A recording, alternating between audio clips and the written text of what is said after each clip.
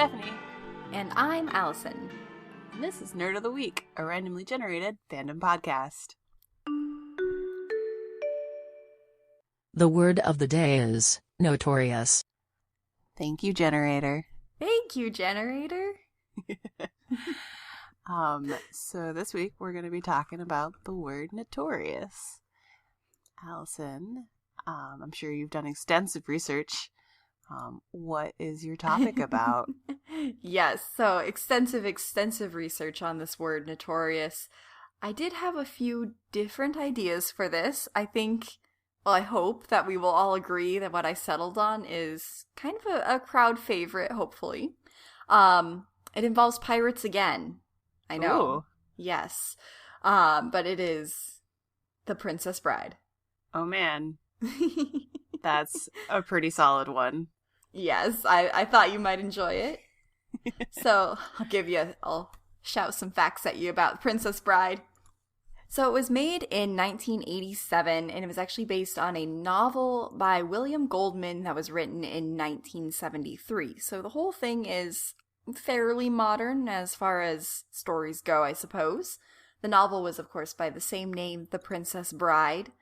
So the film and the book basically follow the same plot. There's not a whole lot of differences, except that the film is presented as a frame narrative.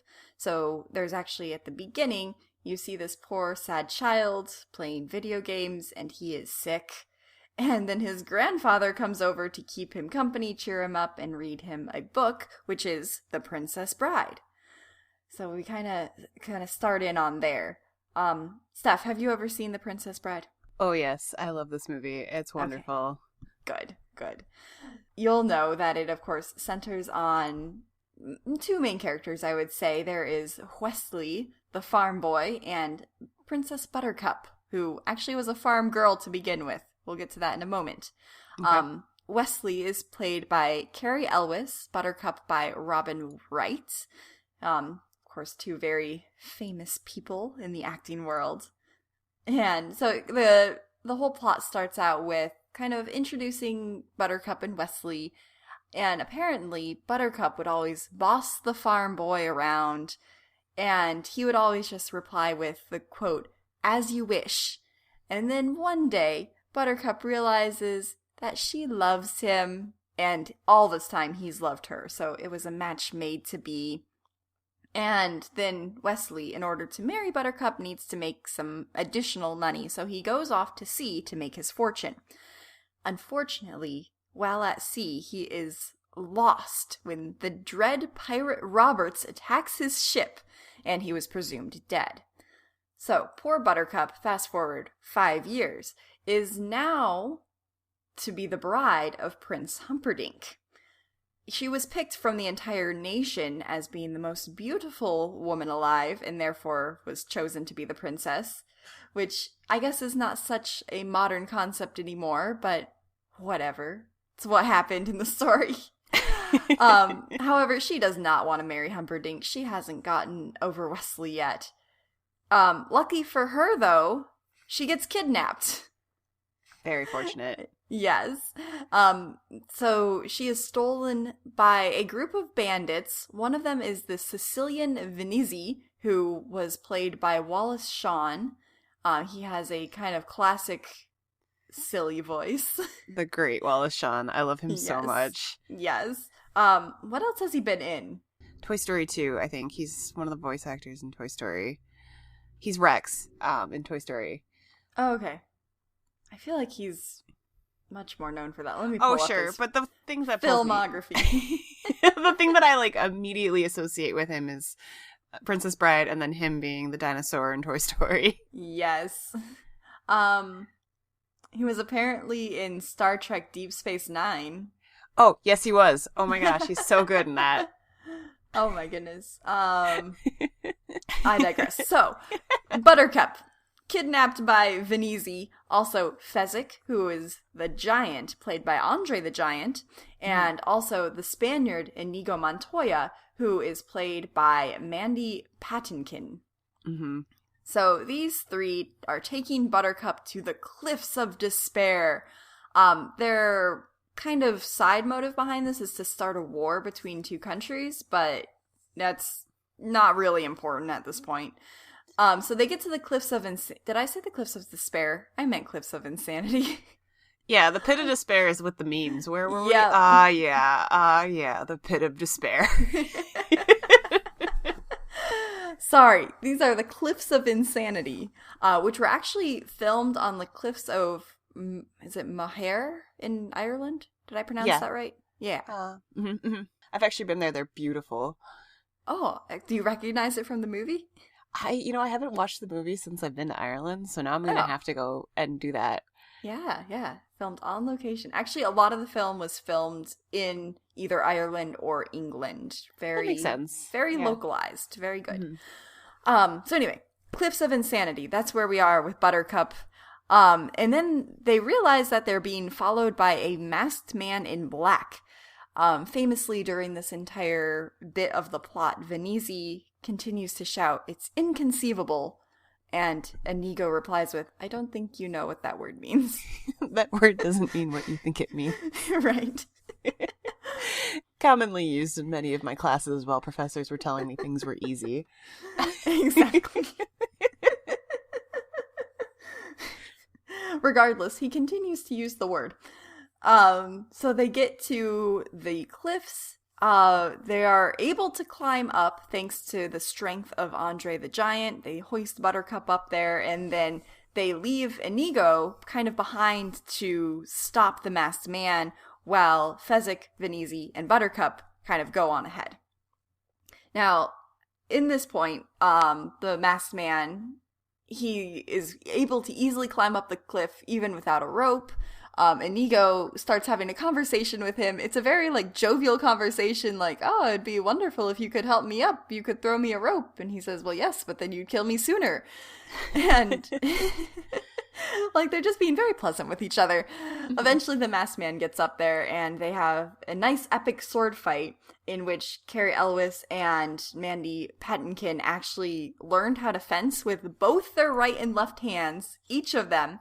Because the whole secret is they start with their left hands in the sword fight. They say, "One thing you don't know is that I'm not left-handed." And then the other one says, "Yes, but I'm also not left-handed." So then they both switch to their right hands. As it is, the masked man, who, spoiler alert, I guess, is Wesley. Sorry. Defeats Mandy Patinkin. Doesn't kill him, though. Just defeats him, and he's allowed to go on. So then catches up with the group with Buttercup, and they have a sit-me-down with Venezi. Well, first off, they kind of get rid of Andre the Giant. It's kind of a fight scene. Nothing huge happens in that. It's not terribly entertaining. Basically, Wesley is able to overpower the giant. Anyway, then we finally get to Venezi with Buttercup. She is all handcuffed, tied up, blindfolded, so she doesn't really see who the masked man is. They sit down, and Venezi challenges him to a battle of wits, in which there is two drinks, one with iocane powder, and the other is non-poisoned. And they're supposed to guess which glass is poisoned and which one is not. And Venezi kind of goes mad trying to figure out which is which, and then in a classic switcheroo, he points to something in the distance saying, "What's that?" Wesley turns to see what it is, and while he's turned around, Venezi switches the glasses. Therefore, when he thought he knew where the poison was, he's now switched it to be the other cup. So he thinks he's tricked Wesley. And so they both drink the glasses. Wesley says, "You guessed wrong." And Venezi replies, "No, I didn't, because I switched the glasses." Well, Wesley just kind of sits there smiling as Venezi kind of continues going on a tirade of how he outsmarted him and then falls over dead. As it turns out, Wesley has now developed a tolerance for iocane powder, and both glasses were poisoned, so it didn't matter which one Venezi picked. Now, Buttercup still doesn't know that this is Wesley. She's still kind of handcuffed and blindfolded, and as she's kind of talking to him as they're making their way away from this scene, she says, you must be the Dread Pirate Roberts." And he replies, "Yes, I am." Now, she, thinking that Dread Pirate Roberts killed Wesley, pushes him down a cliff in a spite, thinking that he will die at the end. As he rolls down the hill, he says, "As you wish." And she realizes, oh my gosh, it's Wesley. It's one of my favorite scenes. It's a great scene. So she's like, "Oh, my sweet love," and throws herself off the cliff as well. They're both fine at the end, no worries. However, they now realize that they've been pursued by the king, or the prince's horsemen.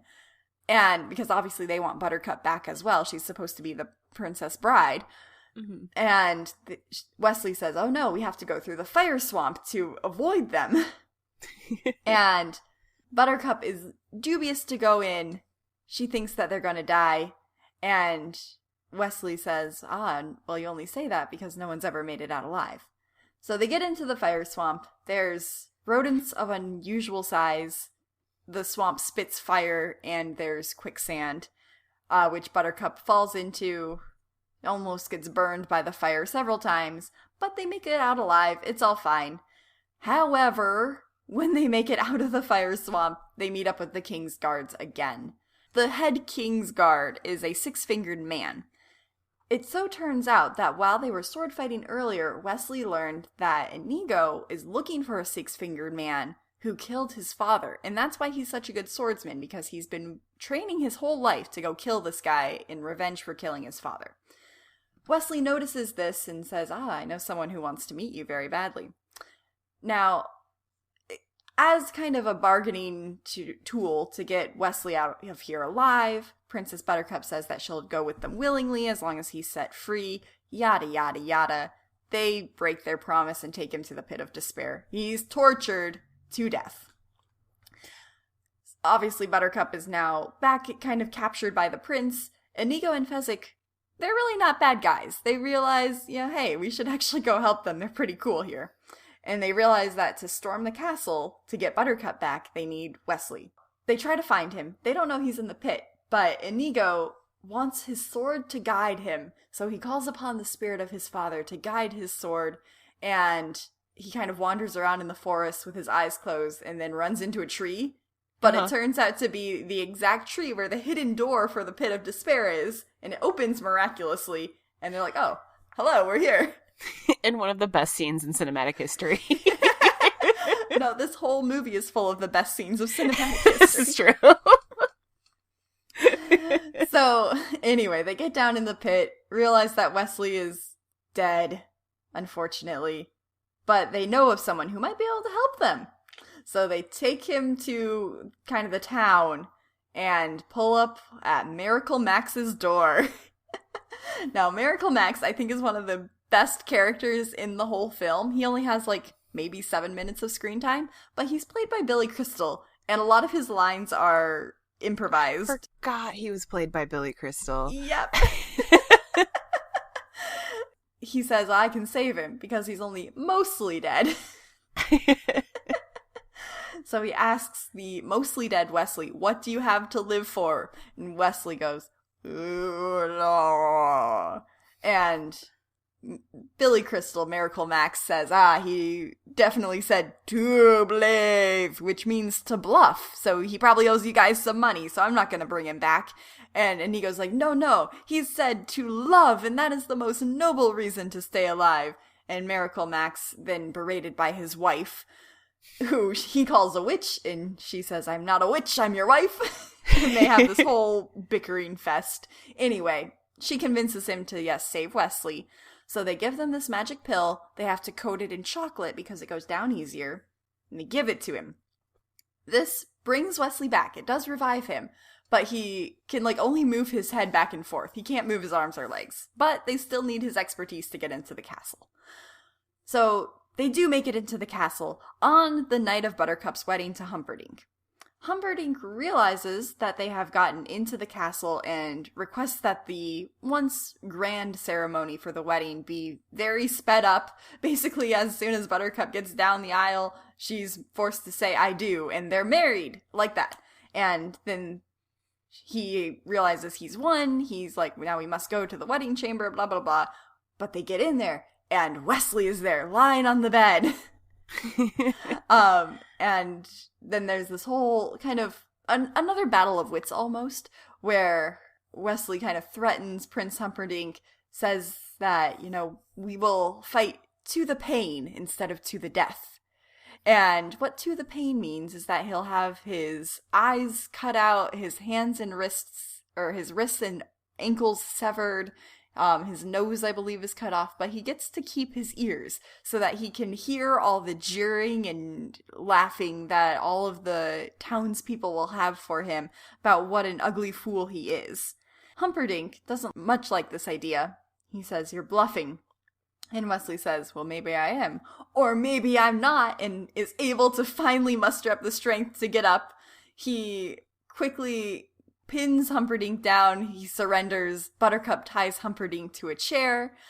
In the midst of all this, we now go back to Inigo. He has found the six-fingered man in the kitchen. And they go through this wonderful battle. Now, they're both very skilled swordsmen. Throughout this entire time, Inigo gives his classic greeting. "Hello, my name is Inigo Montoya. You killed my father. Prepare to die." There's a meme out there about how he has like the perfect elevator speech where he introduces himself, he states his purpose, and sets up expectations. That's so perfect. And so throughout that, like every time he's about to swing at the six-fingered man, he says this, and the six-fingered man has like cut each of his cheeks. He's kind of stabbed him in the shoulders, and so Inigo's getting weaker and weaker, but he still musters up the strength, and he like gives the same cutting blows to the six-fingered man, and eventually does overtake him and finally kills him, finally has revenge. Woo. And so now his life's mission is complete. So Inigo, Wesley, Buttercup all meet up again, and they jump out a window where Fezzik has procured 4 white horses for them. As they are riding off into the sunset, and Inigo is pining the fact that he now no longer has a life purpose, Wesley says, "Oh, well, how would you like to be the Dread Pirate Roberts?" Something I neglected to mention earlier is that the title of Dread Pirate Roberts is passed down from person to person.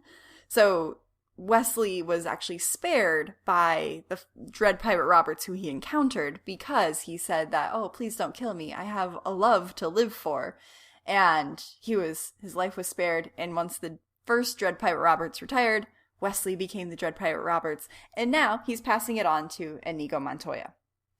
So now we're at the end of the story, end of the film, and we see that the son and the grandpa, they're all happy. Throughout this whole thing, it was kind of a running joke of whenever there was a potential kiss scene, the grandson wanted it to be skipped. And then at the end, of course, there's this big grand kiss scene, and the grandpa's like, we'll stop here. It's the end of the book. We'll just stop here. And he's like, no, I don't mind so much anymore. So then we get the final scene, and they say it's like the best kiss, the top 5 kisses in all of history. And it's like they ride off into the sunset, and it's beautiful. There we go. That is The Princess Bride. Very well acclaimed, won lots of awards, did very well in box offices, still very well regarded today, full of a all-star cast. It's perfect. Such memeable. So memeable. It's so wonderful. Yes. And introduced me to the idea of a framing device, which I had not known what that was, even though I had encountered it before with the grandfather and his kid. Yeah. It's a good literary tool. And also nice that it was adopted from a book by the author himself. Like, he wrote the book and then the screenplay, which was really nice. So he kept all the parts that he really wanted. Yeah. So if you haven't seen this movie, which, listener, I'm sure you have, since it's from the 80s. But it's really good. You should definitely watch it. You should watch it. Or just go watch it again, because it's probably been a minute since you've seen it. Yeah. As Steph said, she hasn't seen it for a hot second. So, yeah, we all could stand to watch The Princess Bride again. All right.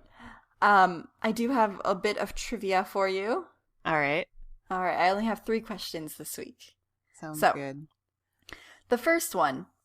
Venezi, as they're doing their battle of wits, and he pulls a fast one on Wesley by switching the glasses.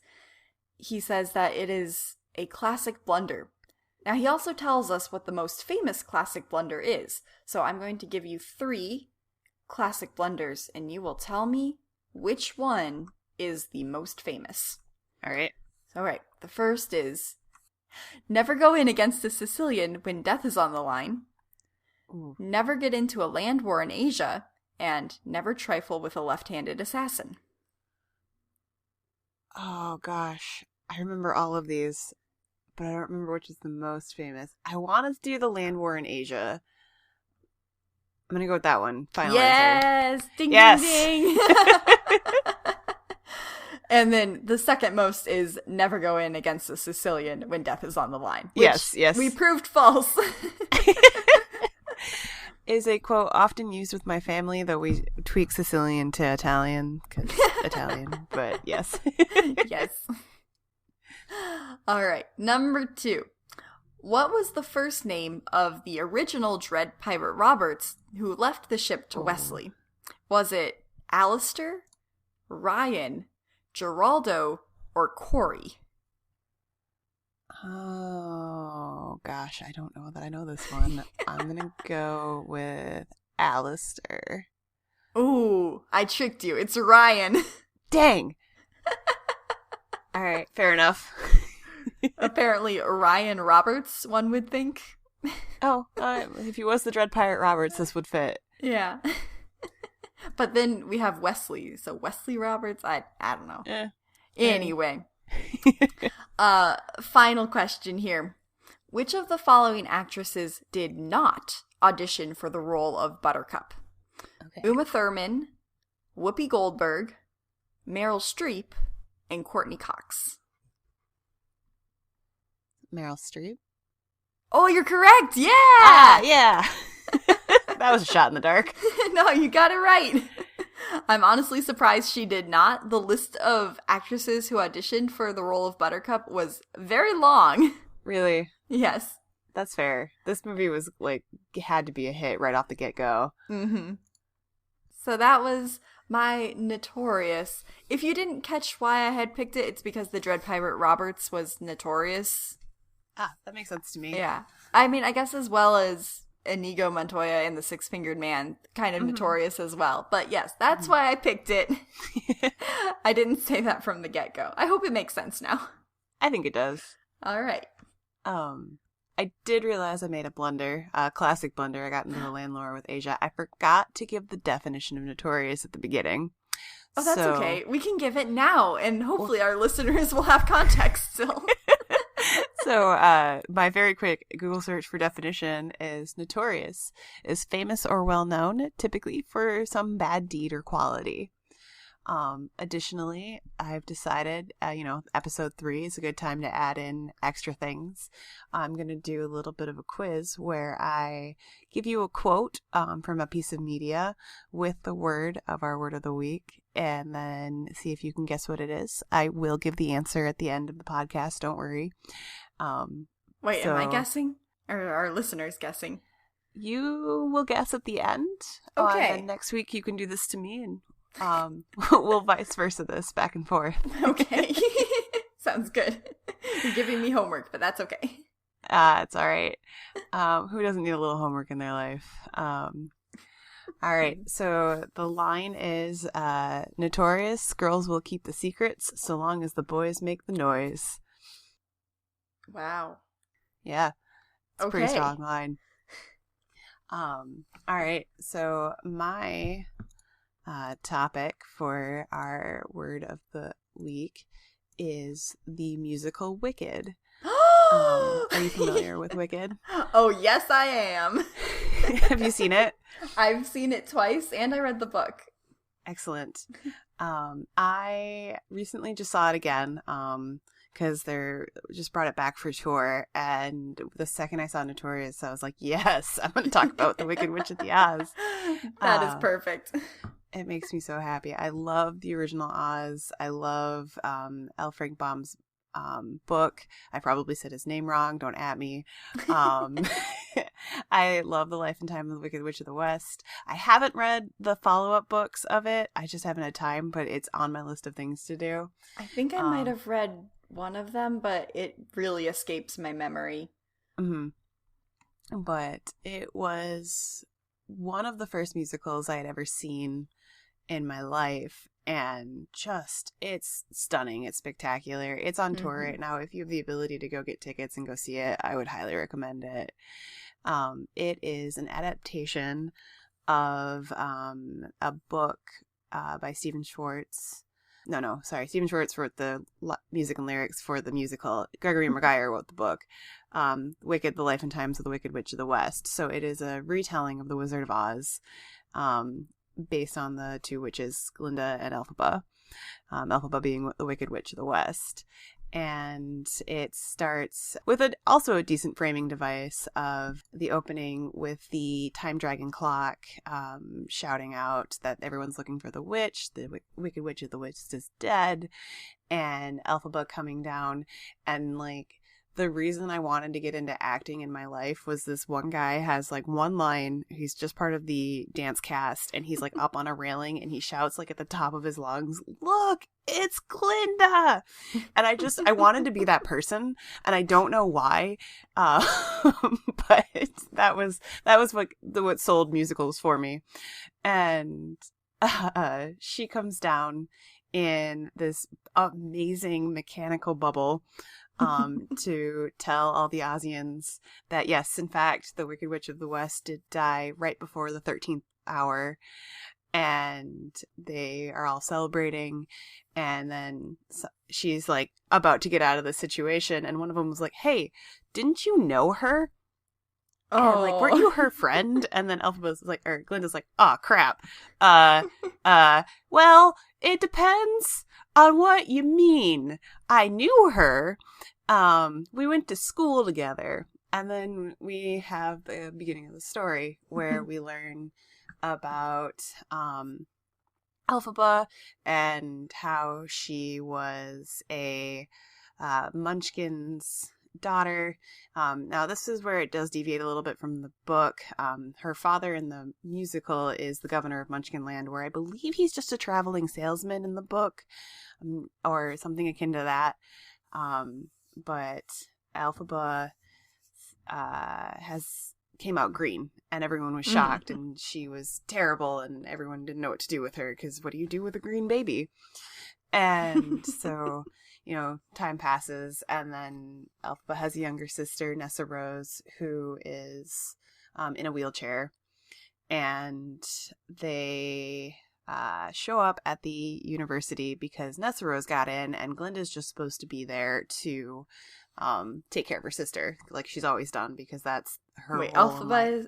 Who? What? Elphaba's there to take care of Nessa Rose. Nessa Rose is her younger sister, and Nessa Rose is the spoiled child who is not green, and so their father actually loves her and wants to send her off to school, but is all worried about it. So Elphaba's got to be the guardian protector, but like Elphaba's not supposed to cause a ruckus and just be, off in the corner like a good girl.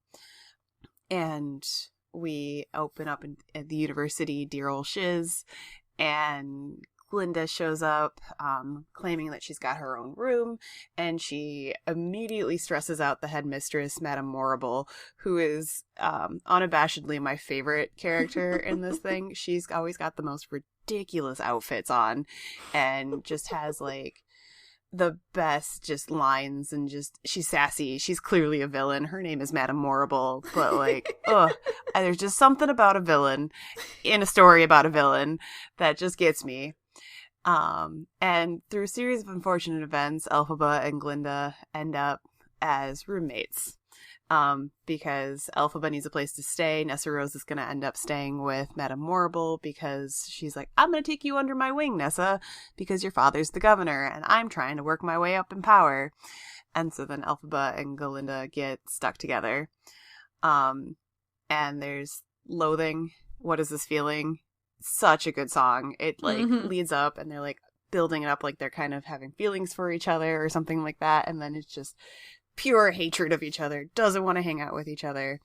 And Glinda's writing to her parents and Elphaba's writing to her parents, and they have that line that is Glinda's got like long-winded words of just like I can't remember the exact lines. They're so good. But it's just her like talking and talking and talking about all these different feelings that she has about this roommate and describing this roommate and how unusual she is. And then Elphaba just deadpans at the audience and just goes blonde. And it's always a laugh. And so go on. They hate each other. And then the Winky Prince Fiero shows up, almost runs over Elphaba as she's walking through, and she screams at him and is like, hey, watch where you're going. And he becomes kind of the center of the love triangle between Elphaba and Galinda, and Bach, I believe, is in love with Galinda.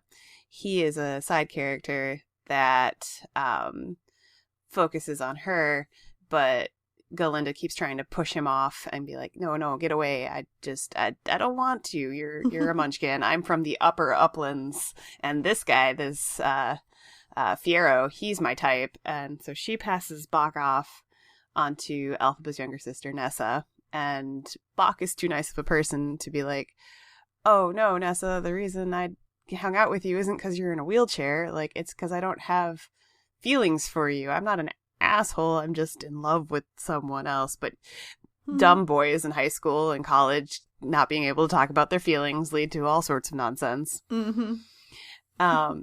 There's Dr. Dillman. There's a history class. He's a goat, and he's the only remaining animal with a capital A professor, and talking about the history of shiz and schools and things like that, and hints that something else is going on in Oz. Like there's something scary, something bad's happening.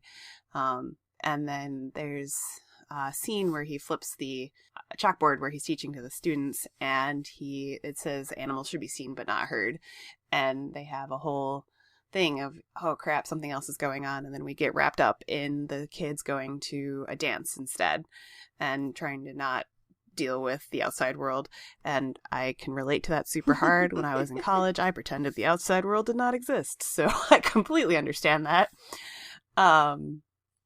So there's a series of events where Glinda gets a hat from her aunt or something, and it's that black pointed hat that's classic with the Wicked Witch, and she doesn't want it, so she gives it to Elphaba as a joke. But Elphaba takes it as a sign of friendship, because I don't think she's had any friends since this point. Oh. So she tells Madame Morrible that if you're gonna teach me this semester, then I want Glinda to come too. And then Glinda realizes, ah, crap, I'm a terrible person. And Elphaba shows up to a dance that's happening later, and they all make fun of her with her pointy hat. But there's a good growth scene there where Glinda's like, crap, I made a mistake. This is my fault. And then they all dance. And solves everything. Dancing does solve most problems, I've found. I mean, Elphaba's not like the most popular person ever, but Glinda is the one who extends the olive branch back, like, and is like, nope, I effed up. This is how I'm going to prove it. And it's just such a good scene in showing character growth in such a quick period of time. There is a couple more beats while they're still in school, where Dr. Dillman's been dismissed. Galinda changes her name from Galinda to Glinda because Dr. Dillman couldn't say his name. I always jump back and forth when I say it because my brain autofills it to Glinda, but I know she's Galinda with a G until this point. There's a bit where Elphaba and Fiero steal a lion cub because there's people from Oz who are showing that animals should be put in cages. And then I believe they go to the Emerald City past that because Elphaba starts showing a bunch of her power, and the wizard has finally called her up and is like, yep, you can come work with me. And that's all Elphaba's wanted to do. And then they go in to meet the wizard. They have one short day in the Emerald City, and then they discover that the Wizard of Oz is kind of a crap person, and he's the reason that all the animals are getting outed. And it ends with Defying Gravity for Act 1, where Elphaba realizes she can't work for this guy. He's a fraud. He's terrible. And she becomes the Wicked Witch, and she offers Glinda a chance to come with her. And Glinda thinks about it for a second, but is like, I no, love that song so much. It's so good. So good. And her, when the guards come in to get Glinda, and then she screams, "It's me," and just flies up into the air. And then it's the first time she like embraces the full Wicked Witch with the hat and the robe, and she's up, and oh god, I'm getting chills thinking about the scene. Like, oh, it's chef's kiss. So that's the end of Act 1, and oh, so good. And then we go into Act 2, and I think some time has passed. Elphaba's on the run. She's got all these wild, crazy rumors, like water can melt her, and she's running with rebel animals, and they're like guerrilla warfaring Oz, and just terrible, terrible things. Like, she's got skin that can be shed like a snake, and all this stuff. Glinda has become known as Glinda the Good, and is the wizard's magic person, whatever that title is. Magic advisor? Magic advisor, something like that. There's a titles that she gets. And Madame Warble's been moved up in the world to, I think, press secretary. And so she instead of using Elphaba, used Glinda to climb up the ladder. And she and Fiyero are engaged to be married. Fiyero does not seem like he's super clean on this. He has been developing feelings for Elphaba through kind of their interactions in Act 1. And he ends up actually running off because there's a conversation with using Nessarose, Elphaba's sister, as a way to lure her out to catch her. And Fiero's all mad about things.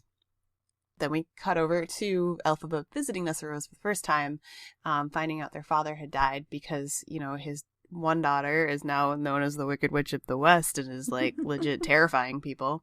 And apparently he died of shock.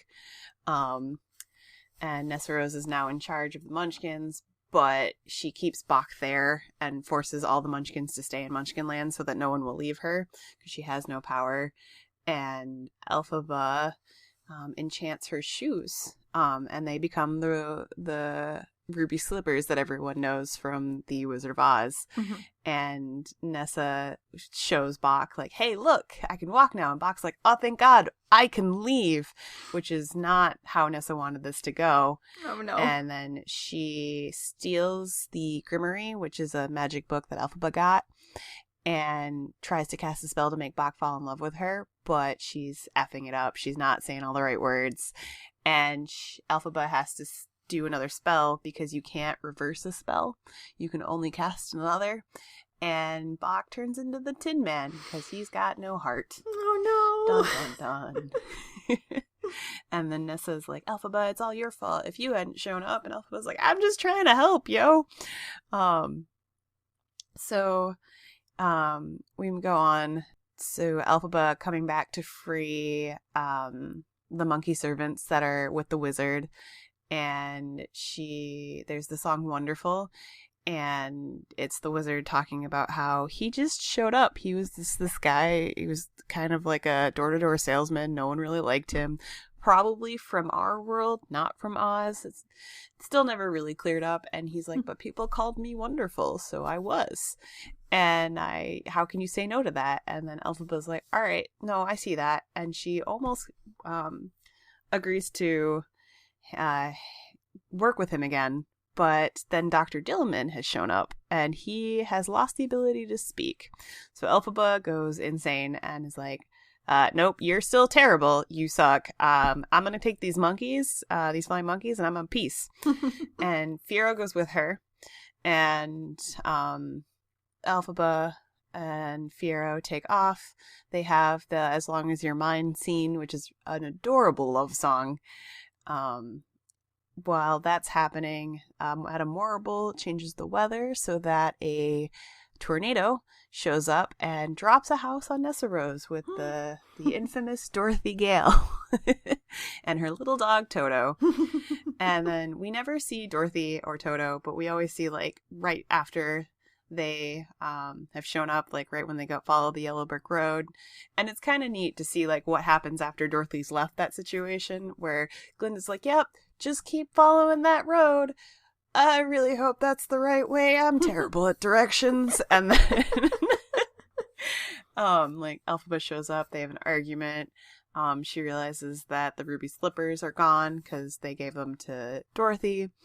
And then the guards show up to capture her because it was a trap. And Fiyero ends up holding Glinda hostage, and then he gets got by the guards, where they take him out and string him up because he becomes the Scarecrow. Mild spoiler alert, but it's all right. She does the song No Good Deed, which is my favorite song in the series because it's just such a good song to belt in your car too. And you can get so like, life's down on me, everything I do that's good is not, and am I just here looking for good intentions? Then we have more debauchery, more craziness happening, and Elphaba and Glinda meet up one last time for the song For Good after Elphaba has kidnapped Dorothy with the just take off the shoes, man, and I'll send you home. And everyone's like, you're going insane. And then she was like, nope, this is how it's going to be. But because we've interacted with each other, we've probably changed for the better. And then there's the scene where Dorothy, which is only like behind a screen. So there's no, I think, casted Dorothy. It's just like a shadow. Mm-hmm. And they throw water on Elphaba and she melts. And then we get back to the beginning. The cute little plot twist that I always enjoy is that they were just using the wild rumors, and that Glinda and Fiyero were all like, yep, pure water can melt her, and it was just a ruse, and so Elphaba can run free by pretending to melt. I see. Because there's a couple of scenes in the first act where there's rain on her, and like she does get wet, and you're like, that one's false. That one's decidedly false. But it's cool, and it's absolutely beautiful. The light work in the musical is excellent. The music is perfect. They use different colored lights to make Elphaba look more green. They have a nice, beautiful red light on the ruby slippers. It's just a beautiful marvel to watch. Absolutely love it. I would watch it a bajillion times and probably find something new to see in it every single time. It is so good. It really is. I love kind of retelling stories because I think it's so creative how they can like take existing characters like the Scarecrow and the Tin Man and like give them these huge backstories and like, whoa, I never saw that kind of thing coming. Yeah. So I think this particular story does an excellent job with that. Mm-hmm. I love that there's like, it's the beats from The Wonderful Wizard of Oz, and The Wizard of Oz, like it's all that story, but what's happening behind the scenes, because Dorothy is just a random person who got blown in. Like it's basically an isekai before isekais, but that's fine. And she showed up. She has no stake in this world. She's just trying to get home. So we don't know all the politics and stuff with Oz. Mm-hmm. And then being able to see that is just, it's so well done. And the nonsensical words that they make together where they're not really words, but you know what they mean. The blocking is so good. The original cast recording with Idina Menzel as the first Elphaba was excellent. If you ever are able to listen to that one, it's so good. Iconic. Kristen Chenoweth was Glinda. Norbert Leo Boots. I probably said his name wrong. But yeah, just excellent. All right. So questions for you, Allison. I only have 3 as well this week. Oh, okay. Who wrote the novel that the musical Wicked was based on? Was it Stephen Schwartz, Gregory Maguire, L. Frank Baum, or Ruth Plumie Thompson?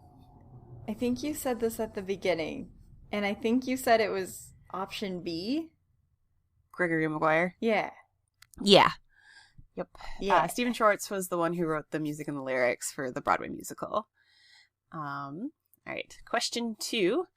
Elphaba is the name of the Wicked Witch of the West. This is actually a play on some the play on words. Who or what is her name on homage to? Is it A, Frank Baum, B, Gregory Maguire, C, Tolkien and Lord of the Rings, or D, it's just a cool name? Well, I don't think it's answer D because you told me it was important. Answer D is Steph didn't come up with these really quickly beforehand. It's fine. I feel like it would have to be A because like there's some of the same letters in there. Yeah, so it's Frank Baum, L. Frank Baum, so it's LFB, so Elphaba is just his initials, and that's how they came up with Elphaba. Cool, and cool. then, yeah, I learned that while researching this, so I was like, hey, I learned some neat trivia. Yeah. And then question 3, what was the name of the university that Elphaba and Galinda attended? A, Hogwarts, B, Waverly Place, C, Shiz University, or D, Ilvermorny? C, Shiz University. Dear old Shiz. Yay! Yay! And yep, the Notorious. Who's more notorious than the Wicked Witch of the West, huh? Mm-hmm. I think she's one of the most notorious out there. I think so too. Well, this is a great play, or musical rather. I also encourage all the listeners to go find it somehow to see it. Did you know they're making a movie? What? No. Yeah. Recently announced. So there's not a lot of details about it yet. I'm a little scared for that. They should get the I know. original cast to come back and play in it. I know. The Ariana Grande is set to be in it. I don't know if she's Glinda or Elphaba. I'm cautiously optimistic. I mean, basically, it's details out. We're like literally like November 7th are where I'm finding articles. So this was just recently announced. Mm-hmm. So I'm not sure. I'm cautiously optimistic because I would love to see a movie version of it. I'm hoping it's like a true movie and not like a 5-part miniseries or something. But if it is, all right, I'm all for it. I'm all for retellings of The Wizard of Oz. So I will absolutely see it regardless. Oh, I feel like I'm scared for this. I know. There's a lot of speculation. I don't want them to ruin it. Right. And I don't want people who are new to it to be like, God, that movie was terrible, and then have to be always like, but watch the musical. Mm-hmm. But Yeah. I'm hopeful. On a side note, I didn't mention this for Princess Bride, but they maybe wanted to try and do a remake of it, and then when they kind of first played with the idea, there was such a public outcry of, no, you cannot remake this. That Don't I'm pretty touch sure this. That's been tabled, and they're not going forward with that. You can't replace Carrot Lewis. Like, he just, it's too perfect. Yeah. No. Don't touch it, Hollywood. This is a Stephanie Pearson. Do not touch. I want this to stay untouched. They have a quote from Cary Elwes that says, and this is kind of based on a quote that he says in the movie, but there's a shortage of perfect movies in this world. It'd be a shame to ruin this one. Mm-hmm. And he said that in response to the announcement of possibly a remake. So yeah, there's a lot of people that are very strongly against it. However, I do say it's okay to try to make a Wicked movie. So, like, you know, with the total sway that I have, go ahead and try. I'd like to see you try. I would. Please try. I would love to see more things in the genres that I like.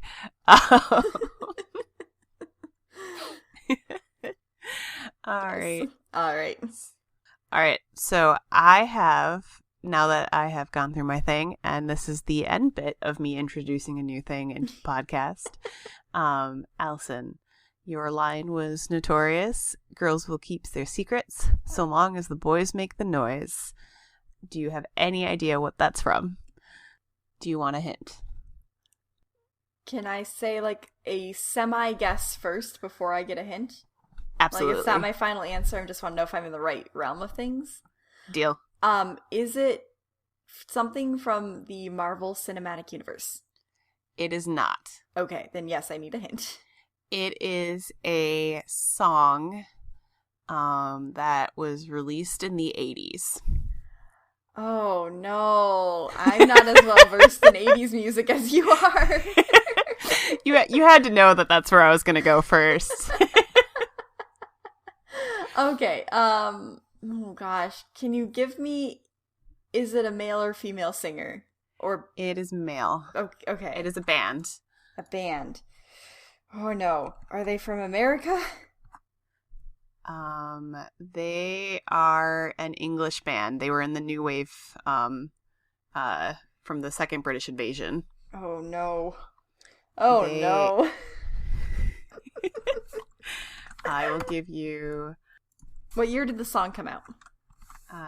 It came out in 1986. That didn't help me as much as I thought it would.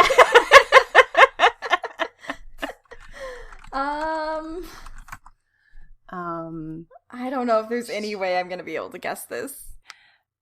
They have other songs like Hungry Like the Wolf, Save a Prayer, Ordinary World, Rio. None of this is helping. And it doesn't help that I don't know where bands are from. Oh, no. All right, so it is the band Duran Duran. Oh, there's no way I would have guessed that. And it is literally their song Notorious. Excellent. That Somewhere, was good. some Duran Duran fan is screaming at our podcast, Yes. who is very upset with us. I'm sorry. I don't know 80s music. I realized how difficult this was after I did it, but I'm not going to stop, so That's okay. you can't stop me. That's okay, because next week I get to bring a quote from some obscure place as well. Yeah. Well, I guess Can't stop, won't stop. That wasn't really obscure, but to me it was. It's not one of their more known songs, so it's fair. Okay. All right. And then our word for next week, would the generator like to tell us what that word is? Conspiracy. What? It's conspiracy. Conspiracy. Oh my. Oh my. Oh my. Okay, there's something that pops into my head right away for this. That's exciting. Thanks, generator. Thank you, generator. So next time we'll talk about conspiracy, and I can't wait to see what Allison has. I'm gonna have to think about this one. Again, I don't know what we're gonna do if we pick the same thing. We'll have something. We'll figure something out. I'm gonna brainstorm this, and we'll come up with something. So we'll have kind of a rapid fire, like who has a better reason for why the word fits or something. We'll get there. All right, if that ever happens. We'll talk about it next time on Nerd of the Week. So I've been Stephanie. And I have been Allison. And this has been Nerd of the Week. Remember, if you don't have anything cool to say, you should play Random Word Association with the Random Word Generator. Thanks. Bye. Bye.